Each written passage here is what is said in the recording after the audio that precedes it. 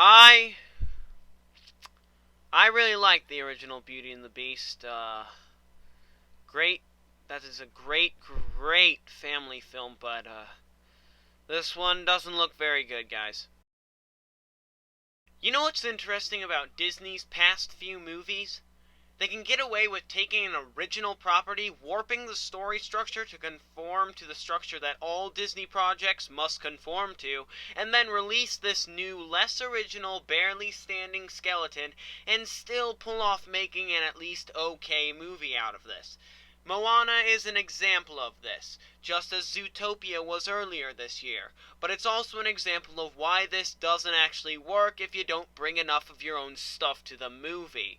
Sure, Zootopia was effectively Chinatown for kids and about racism, but it had a living, breathing world to fall back on.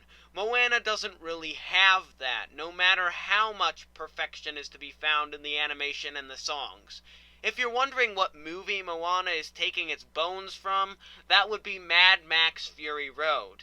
There's much worse films to steal from, but what made that movie work so well was it was saying something interesting, as well as just being a kick-ass action movie. Moana is kind of a kick-ass action movie at times. Seriously, you wait until the Kakamora show up, since it is effectively Mad Max Disney Road, but instead of a potent message about the fall of humanity at the hands of the patriarchy, Moana has trust in yourself and you'll find power.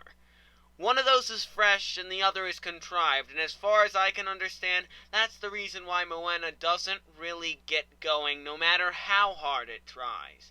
And boy does it! For all the disheartening stuff I just said about Moana, this movie has some master animation. The character models are striking, with the titular character and Dwayne Johnson's Maui really sticking out as versatile characters. The songs are also really new this time, even if plot-wise they are treading the normal ground. The infusion of the more oceanic motifs to the music and some bolstering by Hamilton scribe Lin-Manuel Miranda allow the score to take on the beautiful chants of the former and the pitch-perfect rhythm of the latter. Voice actress Auli Cravalho, sorry if I butchered that, has a very expressive voice as Moana and shines in How Far I'll Go, a song that holds familiar themes to other heroine songs but is a highlight of the film.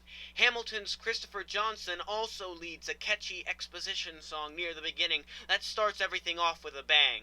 The vibrant colors of each character and the calming blue seas of the ocean are suitably distracting, but sadly, it can't get past the fact that what's going on seems so overdone. The animation and the music quality is enough to call this at least a good movie, but I'm still disappointed with this familiar film. What's Disney gonna follow it up with next? Dead Ringers? I sure hope so. I give Moana a 6.5 out of 10.